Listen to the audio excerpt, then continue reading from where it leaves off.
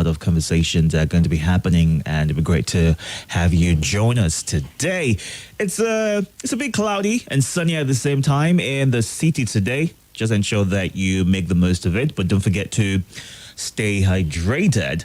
And I hope you've had a good time listening to us all day, from the morning crossfire with Femi D to what's happening in Abuja with the billionaire and Black Coffee. The sunny side with Debbie right here now. Well, right now, I'm here with you up until 7 o'clock before I hand over to the Football Frenzy team. So ensure that you are ready to have a good time talking about the hard facts and also contributing to the conversation. You can watch live right now on Facebook and YouTube at Nigeria Info Abuja. Don't forget to subscribe to the YouTube platform and also like the page on Facebook to join the Nigeria Info community. Our guest today is right here already, seated, ready to jump into the conversation. And Sikak, fine face. And for real, the last name is his real name. So don't go overthinking it. And he is a political analyst, and together we'll get into some of the big stories making the rounds today in Nigeria. Welcome to you. Thank you very much. Did you have a good weekend? Of course I did. I had an awesome weekend. So just the fuel issue though, but hopefully things will get better. It's interesting or weird at the same time how the fuel conversation always comes up in everything you're trying to talk about. If you're going to talk about your job, your feeding, security, you say, oh, the fuel situation. It's just right there in our face, and hopefully we're able to have other options and alternatives that we can look at this time. But what's making the news today? A lot of people are talking about the service chiefs and what the president did in terms of removing the service chiefs and replacing them. But let's get into that story because that's one of our big stories for today. The president on Monday carried out a major shakeup of the nation's security architecture with the immediate retirement of all the service chiefs and the Inspector General of Police, Usman Baba. Also affected are special advisors and Comptroller General of the Nigeria Customs Service. Now, according to a statement by the Director of Information Office of the Secretary to the Government of the Federation, Willie Bassi, a former theater commander, Operation Hadinkai, Major General Christopher Musa has replaced General Lucky Rabo as the Chief of Defense Staff. Similarly, Major General Tauri Lagbaja is now the Chief of Army Staff. He replaced Lieutenant General Farouk Yahaya. Air Vice Marshal H.B. Abubakar was appointed as the Chief of Air Staff in place of Air Marshal Oludayo Amao, and Rear Admiral E.A. Ogala will take over from Vice Admiral Awal Gambo as the Chief of Naval Staff.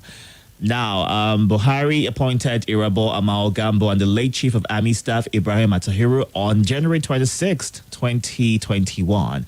Atahiru passed on in a plane crash and was replaced by Yahaya, who was appointed on May 27th, 2021. Also, Deputy Inspector General of Police Kayode Egbetokun has been appointed as the acting IG, while Major General EPA, that's Ekpa Ondiandeye, is the acting Chief of Defense Intelligence. And the news a lot of people have been predicting for the longest is Nuhu Ribadu as the National Security Advisor. You know, last week he was appointed as the security advisor to the president. And right now he's been elevated to the position of the NSA. He replaces Major General Babangana Mungono, retired, who was appointed in July 2015 by the former president, Muhammadu Buhari. So a lot of shakeups here and there. Let's get your initial thoughts about this. It's nothing new. When a new administration comes into place, it's usual for them to shake up various organizations and just ensure that things are in place with people they can work with and people they think will do a better job. Now, before you get into this new set, who are our security chiefs right now, let's take a look back at what we had before and if they delivered in any way and what we should maybe expect from what we have now. Okay, well, just like you said, but then yesterday some Nigerians were already celebrating, and then some were making it look like Mr. President has been working since he took over office. But I beg to differ. Then brought in his own people, people he felt he could actually. What I'm trying to say is, some Nigerians are making it look like Mr. President is actually effective. But would you put you short there? But would you say is effective? Because let's look at our previous presidents. Obasanjo, day one, we knew that we moved from military to civilian rule, so that's totally understandable. From day one, he had all of this in place, changing the service chiefs. Now, Yaradua, August 20th, he kept Obasanjo's appointments for a year. A little less than a year before he switched to different people. Goodluck Jonathan, September 8th, 2010 was when he appointed his, 4 months after Yaradua. Buhari, July 13th, about almost 2 months after he took over power.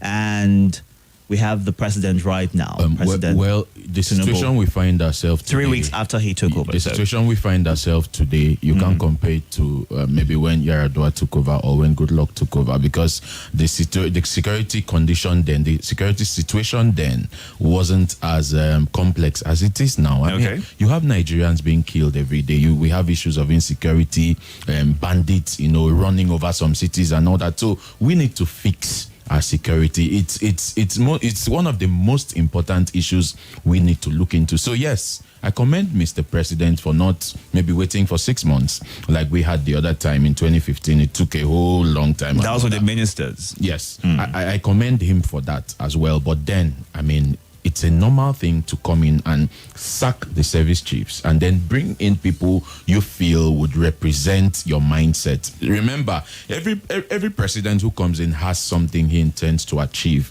And for you to properly achieve this, you need certain people that would help you drive, this thing. So yes, he came in and he felt like, okay, I can't work with these people. So the best thing is to sack them.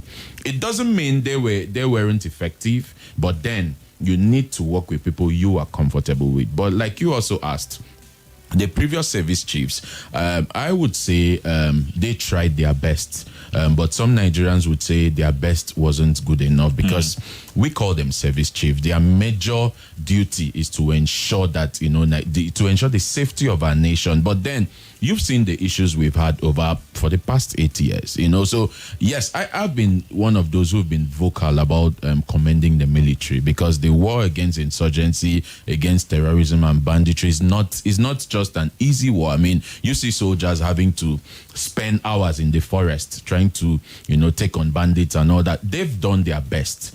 But it's better they step aside and let's have new hands, so we see how we'll be able to defeat the issue of insecurity in our nation. So for me, I wouldn't really want to commend Mr. President for sacking the previous service chiefs and bringing in new people.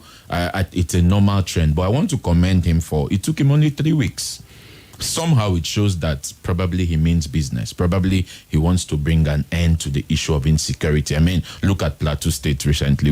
There's presently a curfew in Plateau State now because of insecurity. Look at Southern Kaduna, for instance. I mean, and some other states, So I commend him for that, for coming in, and then, I mean, he could have decided to say, okay, I'll take 6 months and then let's see. But I mean, just 3 weeks and we have brand new service chiefs. And then one of the most interesting part of the new service chiefs is that I think the chief of defense is actually from Kaduna. I was going to get to that, because in fact, he's from Southern Kaduna, where they have a lot of issues ongoing right now. And people have commended the fact that maybe this was intentional on the part of the president to get somebody from that part of the city who would maybe, part of the country rather, who would maybe understand what insecurity levels we are facing as a country and deal with it in the best way possible. But there's also the concern of the spread as to where everybody who was appointed from hails in terms of their tribe or what part of the country they're from. There are various concerns.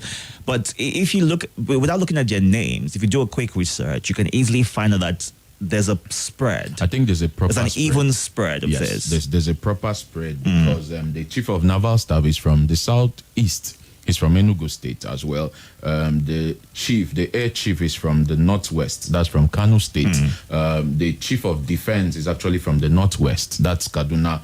The acting inspector general of police is from the Southwest. And the army chief as well. In fact, they are from the same state.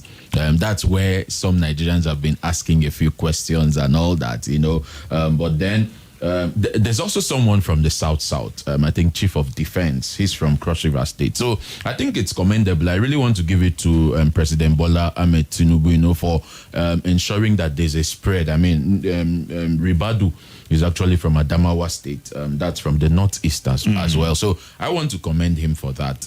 In fact, yesterday, some Nigerians felt like the naval chief was actually there were rumors that he's actually from Benue State. But we've done the research. We've checked out. He's actually from Enugu State. So I think this is... maybe it's because the last name is not really popular, yes, and that's why. Yes, this is good for the people of the South East. But then I feel like Nigerians are overflogging the issue of the fact that the naval chief is actually from the Southeast. I mean, he's a Nigerian as well, so I don't think that should be news. But I want to commend Mr. President, for ensuring that there's a spread. Now, one of the most interesting parts of the whole appointment is that of the Controller General of the Nigerian Custom. His name is Bashir Adewale Adeniyi. He's the acting Controller General. Now, the former Controller General was a retired army colonel who was brought in by President Muhammadu Buhari. In fact, he couldn't even put on the uniform. That was controversial at some point. Yeah. Some Nigerians didn't find that funny because they felt like, how do you bring someone from somewhere else to come and deprive? Because there's a structure that you follow. There are certain people who grew through the ranks in the custom. So you now brought in an outsider, and then because definitely it was the turn of someone else to take over, but but now we have someone who actually grew through the ranks in the Nigerian custom. So I think I also want to commend President Tinubu for that. It shows that he carefully studied some of these things and he took note, and then the appointment, I'm sure everyone in the Nigerian custom now, I'm sure. Well, you can't speak for everyone. You can only speak for some people who you're not sure of course, whose thoughts might align with yours. But then the outgoing or the outgone, he was said to have put things in place in terms of making recruitment easy, the lifestyle, promotion, all of that. So he put like a standard in place prior being sacked by the current president. I saw tweets yesterday, some Nigerians coming out to state clearly that, look, this was one man that in terms of recruitment, it wasn't about the son of anybody. In fact, someone came out to say, look, I basically didn't know anybody, but I went through the process and I was able to get the job. So I want to commend him for that. That's what we want to see.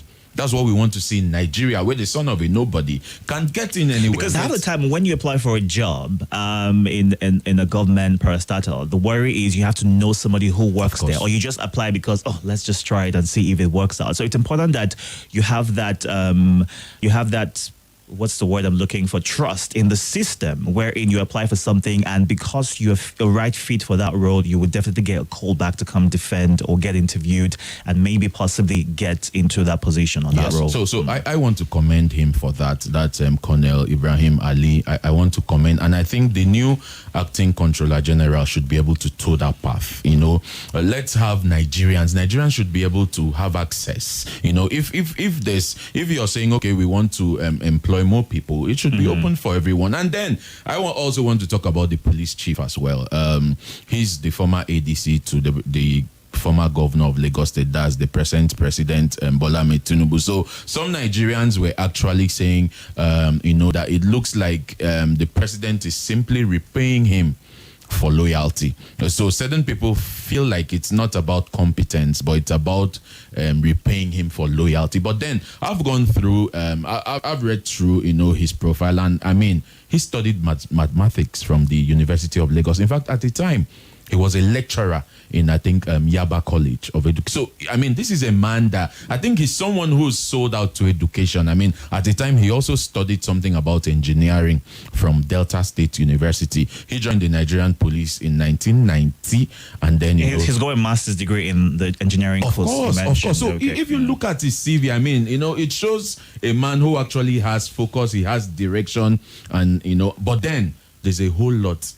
Let's talk about the fact that he's meant to retire in sometime in September 2024, and the president's tenure precedes that particular date. We've seen the same happen with the previous president, Muhammadu Buhari, and his appointment. So wouldn't this affect deliverables in terms of his acting? But then, knowing that you have a set time to be in that position and to deliver in that position before you retire, or would we see a case where there's an extension regardless? Well, I think there's a particular structure in the police. I think once it gets to time that you're supposed to retire, you're supposed to step aside. So I think if he's going to retire in 2024, it's time for him to hit the ground running. Like I said, there's a whole lot to be done in the Nigerian police, sincerely. So he needs to ensure that he hits the ground running immediately. And then I think if you look through his antecedent as well, when he was ADC to, the governor and everything he's done, I think he's qualified for that position. But I think Nigerians wouldn't just judge him based on what he's done before. Nigerians will judge him based on what he will do as the IG of police. Although it's in his acting, but I think very soon they'll confirm him. From the look of things. But I think he needs to do a whole lot in terms of police reforms. I mean, our policemen are not properly paid. That's one of the major issues we have in our nation today. Look at their living condition. Go to some of our police barracks today. You feel terrible. You feel sad. So I think he needs to come in and hit the ground running. Ensure there's a proper package for the police. I am one of those who feel that some of the reactions we see from some of the policemen we see around our nation today is because of what they go through mentally. Their living condition. Of course. I think so. You can't function effectively when with that kind of... So I think he needs to come in and ensure that, he writes his name in the sands of time in terms of the Nigerian police. He needs to do a whole lot. But I think... The appointment, he deserves the appointment, though some people feel it's based on repaying his loyalty to the president. I mean, he was ADC when he was governor and he's followed through all that, but I think he basically deserves it. And all right, let's go on a quick break right now. This is the Roundtable, talking about the big stories making the rounds in Nigeria. And we'll come back, open the phone lines and have you share your thoughts. Stay tuned. New shows, new host, new realities, true conversations, trustworthy ideas, shared passionately on your number one talk station of the nation. Nigeria Info 95.1. The Roundtable is back. I recall that the former Minister for Interior, Abdulrahman Dambazao, said that people go in as dogs and come out as lions. I don't think Nigerian government actually took the time to look at it from a holistic perspective. And it's just really painful because it seems as though that, with every new government, we tend to miss the previous government. It's just like you put human beings to live as pigs inside a place. How do you correct such? I don't even know who gave them the idea of changing the name. The Roundtable, this June 28th, 10 a.m. to 12 noon, 29th, 1 p.m. to 3 p.m. and 30th, 3 p.m. to 5 p.m. Be part of the table on 99.3 Lagos, 92.3 Port Harcourt, and 95.1 Abuja. Let's talk. I would just say that we're all stakeholders in the business of building Nigeria. There's a place where you can get it all trending. Dropping on their vehicle and running, leaving their vehicle. A place where you can air your views. I want to report the situation. Only on your number one station for talk. This is not the way. We cannot continue like this. 95.1 Nigeria Info. Abuja. Let's talk.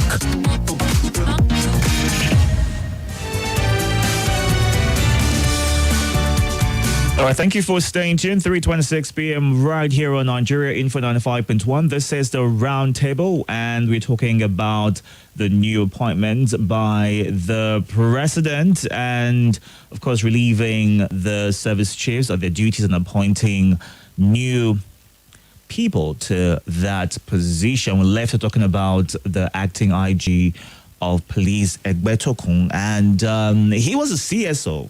That's it. The CSO and not the ADC, like you mentioned. The CSO of the current president while he was the governor of Lagos State. But let's take your feedback right now and get to have you react to our first story of the day. 0700 951 0000 08095974869. Those are the numbers to call. You can also send a WhatsApp message, join the conversation on YouTube and Facebook at Nigeria Info Abuja. The WhatsApp number, it is 08099930137. Dambaba Shehu says, a quick correction. The army chief is from Osun State, while the IG is from, what did you say? Ogun State. Are in the same state. You meant to say the same region. That's what you were trying to say, the same region, not the same state. But thanks for pointing that out as well. Oludade Abiodun says, we should tell ourselves the truth and stop attacking issues with sentiments. To me, so far, the president is on the right track. Let him continue his trajectory. All right, that's what you're saying right now. Good afternoon to you, Albert. How are you doing? Thank you for joining the conversation. Welcome to you. Yeah, hello, good afternoon. Good afternoon. Thank you. My name is Abdul Foden from Jagi. Actually, do you know what it means to be a Jagaban?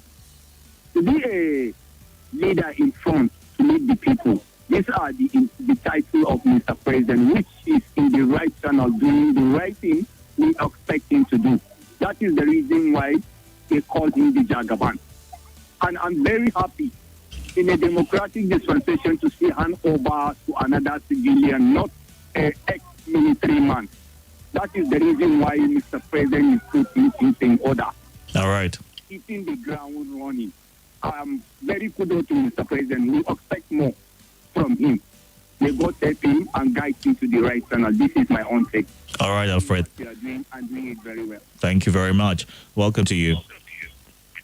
Yeah, good afternoon, Itodo. It's Kingsley. Welcome to you, Kingsley. Yeah.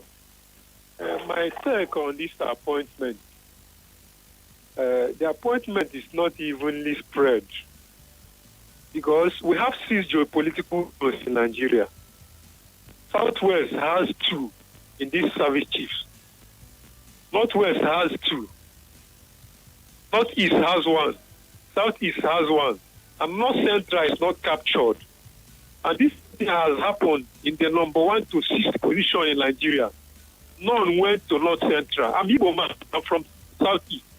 When you are marginalized, you will see the pens. The pens. Sorry about that. Do all to call back to complete your thoughts. Welcome to you. Good afternoon, DK Itodo. Good afternoon. Hello, can you hear me? Yes, I can. Please go ahead. The Agaba Ido one. I greet you. I greet our guest. My name is Salas. Welcome. I want to commend most especially for the appointment. I think now they have remembered Southeast, most especially in this, and they are still appointing. We still have a lot of appointments to be given, like ministerial position and a lot of other appointments, like in government parastatals and other places. I quite believe that the way I'm saying this one, I think he will do justice. Whenever we see them doing wrong, we'll say, we'll call their attention. And I hope, most especially in the aspect of this insecurity, something positive will happen. We want to see positive changes in the aspect of this. We don't want to be hearing killings every day. No. These are the things. These are not man-made. These are something that can easily stop. So we want to see their courage, and we pray that they will succeed. Because if it's good for all of us. It's not like this world increment now.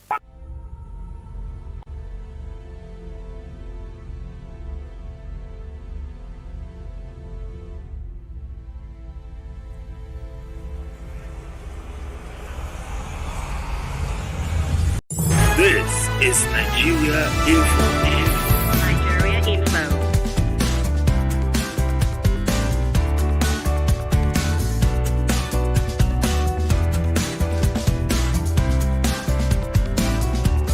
This is Nigeria Info. Is better than what we used to experience before from the past administration. everybody cannot be appointed at once. But one thing I'm so sure and certain is that this president for sure will not take nonsense from any appointee. If you fail to deliver above his expectation, I think we kick you away. Because it's a kind of man that is not ready to be blamed for whatever is happening on your appointment. And I believe once he appoints you, believe that you can deliver. And for making the appointment soon and fast, I think this will begin to hit the ground running. You know, when you are working with a boss, and you know your boss is up and doing, you yourself don't want to lag behind. This is what I see from this administration, unlike the previous one. Because they believe that their boss is somehow no better than they did. So they want to do more. And I pray that God will help us. So thank you. All right. Thank you very much. Welcome to you. Are you there? Hello. Good afternoon, DK Itodo. Good afternoon to you. My name is Wilson Emmanuel. Welcome, Wilson. Okay. My thoughts on the appointment so far, the Mr. President is fair enough. And if you look at the appointment, it shows the president that have national unity at heart. The spray is quite even. Like Salasi just said, more appointments are coming. I think he wants to bring all the region on board. I didn't vote him. I voted Peter Obi, but now I'm beginning to like him. Based on his actions, he's swift, he hit the ground running. Let's support him. And we pray that he uses experience as the former governor of Lagos State, bring technocrats, people who are like square pegs in square holes. What is paramount for the country to move forward? Let our institutions work. Let the nation be secured. We have the life to live. And the government has the duty, the responsibility to guarantee our right to live, which is insecurity. Should be tackled and bring people who will revive our economy and get back All right. to the country and keep moving forward. All right. Thank you. Thank you very much for your thoughts right there. 0700 951 0000 08095974869. Those are the numbers to call. You can call the WhatsApp number as well, 08099930137. Welcome to you. Good afternoon. The number one celebrity on air personality of the world, Mr. Itodo. Good afternoon, our guest. Wonderful analysis. Welcome Mr. to you. Mr. Itodo and our guest. Honestly, Mr. President is over-favoring Northwest. Only Northwest Deputy Senate President, only Northwest Speaker, only Northwest Chief of Air Staff, only Northwest Chief of Defense Staff. Haba! Now only then waka come. Look at North Central now. We too will contribute to. Anyway, I know the DG DSS of NIA should, in fact, let me not say DSS. DSS has to go to Southwest. There's no two way about that, but at least they should give us NIA, isn't it? If you say so. Yes, because look at Southwest. They have the president, they have the Chief Justice of the Federation, they have the Inspector General of Police, they have the Chief of Army Staff, they have the Chief of Staff to the President. So it's about time they should look at North Central. Southeast have Chief of Naval Staff, they have Deputy Speaker. South, they have Director of Military Intelligence, they have Senate President. What does North Central have? We have SDF. Okay, I hear somebody shouting. We have Acting Controller General Custom. We need NIA, DJ NIA. Honestly, make the team balance more. All right. South Northwest, go rest. You don't do. Abba. All right, Abubakar. Thank you for your thoughts right there. Welcome to you. Hello? Are you there? Good afternoon. Yeah, good afternoon. Welcome. What's your name? This is Lekon calling from Dubai. Welcome, Lekon. Go ahead. All right. I want to appreciate you. I want to appreciate our guests. They are spoken very well. But I want to also appreciate President Bola Ahmed Tinubu for his appointment. He's doing well. He has started on a good note, but I'm still, skeptical about his administration. I'm looking forward to better things ahead. So that's just what I want to say. Then I want to ask about the custom, the Consular General, right? Yeah. Hello? We can hear you. Go ahead. What's your question? Okay. What I want to ask is this. I hope the appointment of the Consular General is going to, encourage career customs officers. Because from the other Consular General that was not in the system, if he was able to do little things that which I wasn't aware of until now.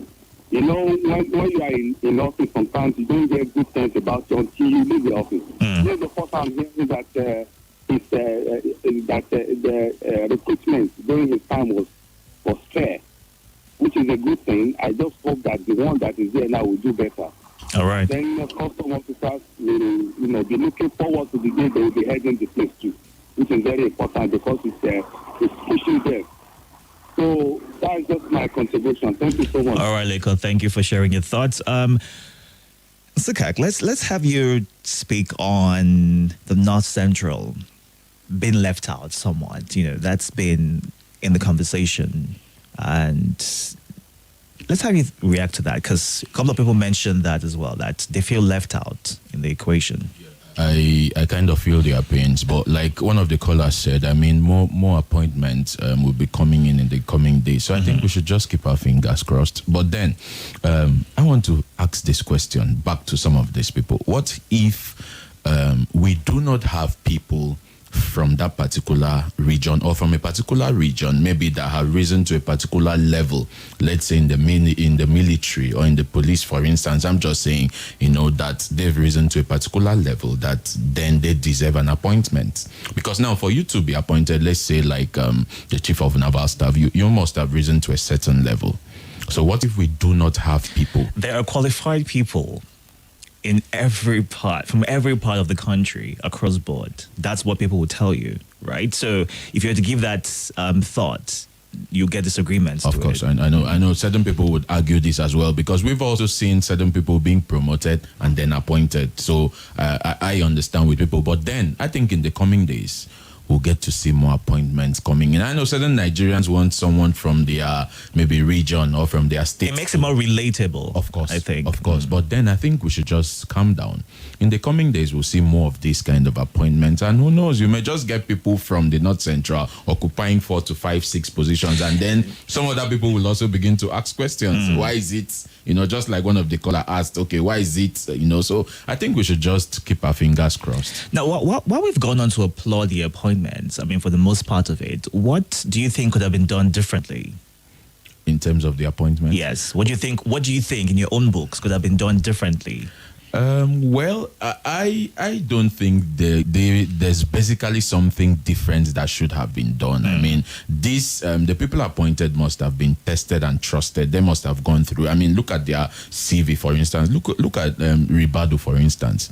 He's the pioneer chief executive of the EFCC. And you saw the things he did when he was chairman of the EFCC. For me, that was the EFCC. This is the NSA. I know. But then he's got experience. He's also a former policeman who's being appointed as the NSA. And I think this is the first time since 1999. Previously, we had a former policeman working as the NSA, I think under General Abacha. And then I think previously, some time ago. But then Ribadu is one man that has experience. He's someone who's pragmatic. Look at his antecedents. Look at what he achieved when he was the chairman. But just like you said, this is a totally different ball game. But then we somehow have confidence in him. Nigerians somehow, if you notice, there's really no much question about his appointment because he's been able to keep a clean and clear track record. So that's one appointment I feel that is going to go well for Nigerians. I mean, he's saddled with the responsibility of basically coordinating our security arrangements, advising Mr. President and on issues that, that has to do with security. And I feel he has the experience. I mean, he's someone that is celebrated globally.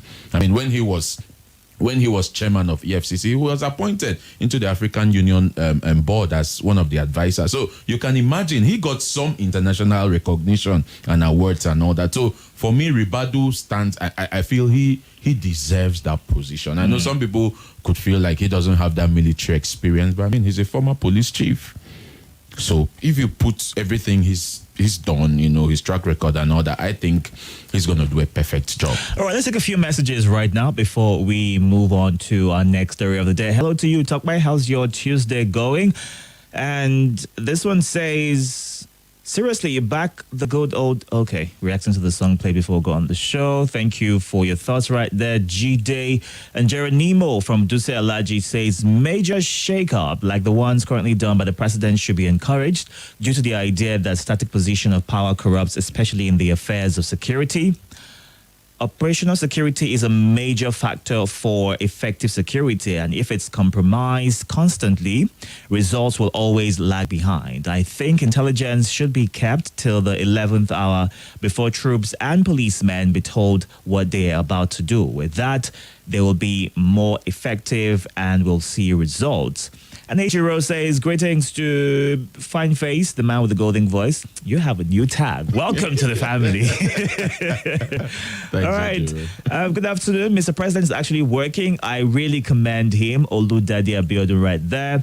And Umar Mansur in NFA and Nav Bays says the appointment of the new service chiefs is well deserved, especially that of the Nigerian Air Force, because Abubakar is the man of integrity. He's trustworthy and believe he is also capable of delivering, as we can testify about his antecedents he had as the Presidential Air Fleet Commander, Mobility and Logistics Command, AOC. May Allah give them the wisdom and ability to deliver as expected. All right, that's it. Let's get back to a next story right now. We already spoke about Tinubu removing the security chiefs, customs boss, and appointing Ribadu, Egbetokun, others into those various positions.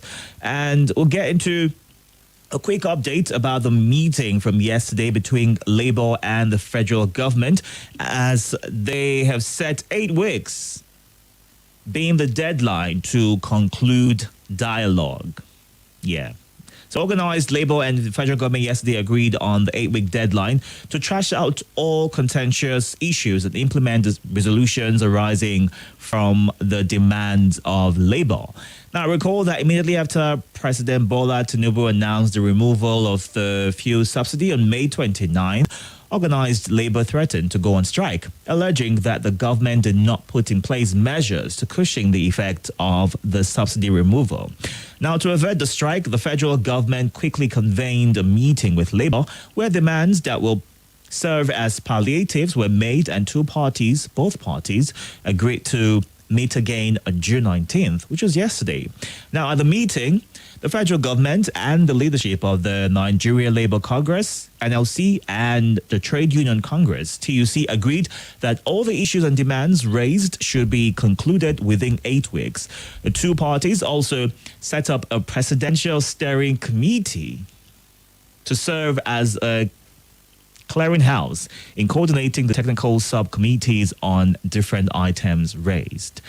Now, briefing State House correspondents at the end of the meeting, the president of TUC, Festus Osifo, who was flanked by his NLC counterpart, Joe Ajero, said the parties should reconvene next Monday to review the framework marshaled out. Right, and also speaking, the special advisor to the president on special duties, communication and strategies, Dele Alake, said the meeting considered the short-term, medium-term and long-term measures in resolving the issues with the government. This brings me to the committee. We've seen committees set up and nothing literally gets there's no. It's just there, I don't know. But quickly, 8 weeks is a long time. It's 2 months. And if anything, in 2 months, it would feel as though Nigerians have gotten used to it. There's no getting used to it, but I'm just stating the fact that 2 months is a long time to readjust, move things around. And you would have hoped that these measures were taken before that decision was publicly put out. What are your immediate thoughts on this? Like I said a few weeks back on this platform, I'm not against the removal of fuel subsidy. In fact, all the standard bearers for the presidential elections, one of their manifestos was to take off subsidy, but there should have been a plan. And like you said, 8 weeks is actually too much. If you want to consider the sufferings of Nigeria, it's barely 1 month. Yeah, and it feels like it's you understand, on forever. It's too much. It's actually too much. You may feel like some Nigerians, they've adapted already, but I mean, we have poor Nigerians that can't even afford certain things. I mean, I had a conversation with someone yesterday, and he said, look, I've been unable to go to work because I'll have to spend like 3,500 every day to go to work. Something before he used to spend, I think, about 1.5, and now here, and then there's no increase in salary. So how am I? So he doesn't go to work. So 8 weeks is actually very, very much. It's a long time for Nigerians to suffer. And I think for me, some Nigerians actually feel that the NLC doesn't really represent the cry of Nigerians. How so? Because they were going to go on an indefinite strike and the courts stopped that from happening. In fact, the order still subsists. So right now they can't go on any strike. But then I want to give it to this administration for being able to step in and dialogue with the NLC. Apart from the court injunction and whatever they said, I want to give it to this administration for being able to step in and dialogue with them. But then Nigerians are suffering at the detriment of your dialogue and whatever you're doing, which doesn't make sense. So there should have been a plan. Like I said on this platform before, you should have had plans in terms of transportation for workers. I mean, look at the FCT, for instance. We have workers who come in from Maraba. But what workers would this be? Would it just be government workers? Because we also have a sizable number of private workers as well. Would this plan cover them? It should cover them. It should. I mean, they are Nigerians. It's not just it should, but will it cover them? It should. That's the right thing to do. It should cover everyone because the impacts of this is being felt by Nigerians, not by only government workers. I remember the last time we spoke about minimum wage, NLC asking that it should be moved to 200,000, and I felt, that may not fly because I mean, look at the condition of our nation today. How many private firms will be able to pay 200,000, for instance? So, but then I feel something needs to be done. 8 weeks is actually too much. Nigerians are suffering. Some people can't even cope anymore. Some people have been complaining. Some people are finding it very hard to adapt to this new lifestyle. And for me, 8 weeks is actually too much. So I think it behoves on the NLC to find a quick solution. Yeah. And you spoke about committees in Nigeria. We've seen committees being set up, and at the end of the day, they just kept on meeting. And the more they meet, the more they spend monies to meet. And at the end of the day, there's nothing. They'll come out with a report that will not be implemented. So I think going forward, 8 weeks is too much. Find a quick solution so Nigerians can at least be able to adjust. So workers can be. And now, it's not just about government workers. The NLC should represent the interest of Nigerian workers as a whole. Don't just focus on Nigerian workers, the unemployed, everyone underemployed, everyone across board needs to be represented. So you should do. And like I said the other time, I feel like fuel price should be reduced. Take it to 300. If it were reduced, this would be defeating the purpose for which they say it is. You can actually take off fuel subsidy and still have a fair price that every Nigerian can adapt to. I mean, you have young men who run barbing salons because government have been unable to create jobs for them. And then there's no steady power supply. Yesterday, we got reports that on the 1st of July, electricity tariffs will be hiked by 40%. So how do you expect these people to cope? You have young ladies that, I mean, they've tried to get jobs to no avail and they decided to start their own business. Some are into, some very lucrative business, and then they run on generator and fuel. So how do you expect them to cope? So they have to put all these things in place. So for the NLC, if you're negotiating, don't just consider Nigerian workers that are government workers. Think about the entrepreneurs that are trying to build their businesses. Think of those that are working in private sectors and all that. You should consider all this because the ripple effects of the removal of fuel subsidy is being felt by everyone, even those in government, even the politicians. Yes, I know some Nigerians may feel that, okay, they do not buy fuel, they don't pay for some things, but I mean, they have relatives that are depending on them as well. So you have to sit down and look into this. And this is what I expected from this administration. Look, we do not have an issue with taking off fuel subsidy, but have a plan. Like I said, you should have given us a time frame to say, okay, by December 2023, we're going to take off subsidy. Well, the plan was at the end of June. You know, some people had put their mind to, okay, by June. It was actually too short. We have given a timeline Give for... us a timeline. Say, okay, so here's the thing, right? The payment for subsidy stopped in June. That's how much the previous administration paid for, till June.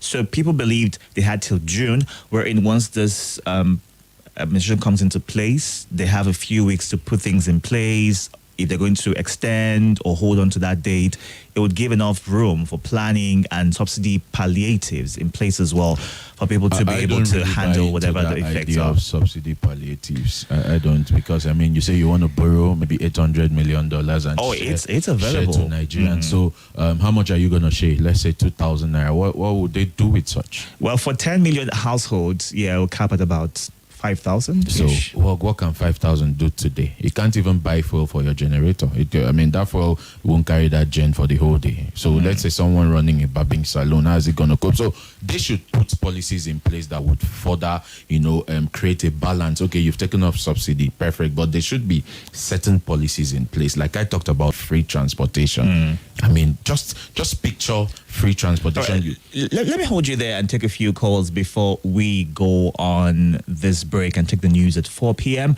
0700 951 0000. You can call that number. Welcome to you. Chief Itodo. Yes. Good afternoon. Good afternoon, and I greet your guest, even though I don't know you. His name is Nsikak Fineface. Can you share your thoughts in 60 seconds? Yeah, let me try. Go ahead. This is the good man from Kubwa. Mr. Itodo, there is no doubt so far, Bola Tinubu, the president of Nigeria, at least he has demonstrated his knowledge, at least going by his appointment. There is no doubt. But my brother, you see, I'm old enough to be deceived. And I think I'm old enough to know that when the truth is being told. My brother, I want to ask a question. Going by the way, how connected these elites are in this country, do you think, just like what we had in the past administration, in area of security, do you think this president summon courage to let Nigerians know the sponsors of terrorists in this country? All right, Sisi, we need to go on a break right now. Okay, I'll call back. All right. In the comfort of... This is Nigeria Info.